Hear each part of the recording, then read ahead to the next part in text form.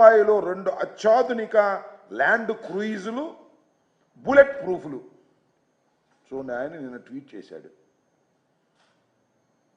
నేను అడుగుతా ఉన్నా, చంద్రబాబు నాయుడు గారు కుమారులు మీరు, మంత్రివర్గంలో సభ్యులు మీరు, ఎందుకని ఇన్ని పచ్చి అబద్ధాలు ఆడతారు? ఈ ధర్మమేనా? లోకేష్ గారు, మీకు ఇంకా బుర్ర వికసించినట్టుగా అనిపిస్తుంది.